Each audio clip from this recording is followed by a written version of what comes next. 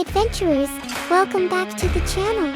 I am Sheena Vermillion, and if you've been playing Rohan 2, you need to stop whatever you're doing right now and watch this video. Because on April 29th, the entire fee structure of this game is changing. And depending on how you play, this could either be the best news you've heard all month, or the beginning of a very expensive headache. Let's break it all down. So the Rohan 2 global team just dropped an official notice, and here's the short version. 3 things are changing starting with the April 29th maintenance. Number 1, minting fees are getting slashed. If you're on a premium subscription, your minting fee is going from 10% all the way down to 0. That's right, completely free. No charge, nothing. And if you're a regular, non-subscribed player, your minting fee drops from 50% down to 20%. That's a 30-point reduction, which is genuinely massive. Number 2, DEX transaction fees are going way up. And this is where things get spicy. The DEX trading fee, the fee you pay when swapping your tokens on the cross-game token DEX, is jumping from 5% up to 30%. Let me say that again, 5 to 30. That is a 6 times increase. If you've been actively trading RUBYx or cross tokens on the DEX, you are going to feel this. Number 3, the Forge market is closing on April 28th. Just one day before the maintenance, the Forge market on the cross-game token DEX is shutting down completely. So if you have any open orders there, take care of them before April 28th. Don't get caught off guard on that one.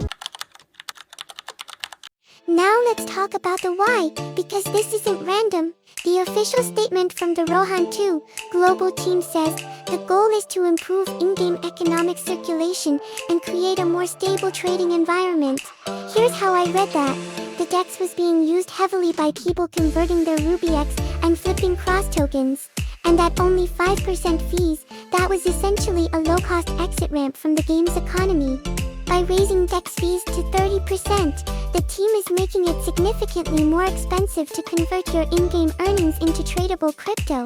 The idea is that this slows down the bleed of value, leaving the ecosystem, and forces more of that activity to stay inside the game. Think of it this way, they're tightening the gate between the in-game world and the crypto market. And to soften that blow, especially for your average everyday player, they're making minting essentially free, which means the process of turning your earned assets into on-chain tokens just got a whole lot cheaper. It's a trade-off. Lower barrier to mint, higher cost to trade. Alright, let's get practical, because theory is nice, but what actually changes for you, sitting at your keyboard? If you're a casual or Web 2 player, someone who just plays the game, earns Ruby, spends it on items, and doesn't touch the DEX at all, honestly, this barely affects you. Your experience stays pretty much the same. If you're a Web 3 player on a premium subscription, this is actually really good news for you on the minting side. Your cost to mint assets drops to 0. That's a direct savings in your pocket every single time you mint. But here's the catch. Once those assets are minted and you want to trade them on the DEX, that 30% fee is going to take a significant bite. So the question you need to ask yourself is, are you minting to hold and use, or are you minting to trade and flip? Because if your strategy has been mint and flip on the DEX, that strategy just got 6 times more expensive. You'll need to rethink your math on that. If you're a trader actively using the cross-game token, DEX, this is the group that's going to feel this the hardest. 25 extra percentage points of fees on every single trade is not something you can just absorb and ignore. Volume traders especially need to recalibrate their strategies before April 29th, and if you have assets in the Forge market specifically, get them sorted out before April 28th. That market is closing. Any open orders will need to be handled before then. Okay, let me give you my honest take here. The minting changes, genuinely great.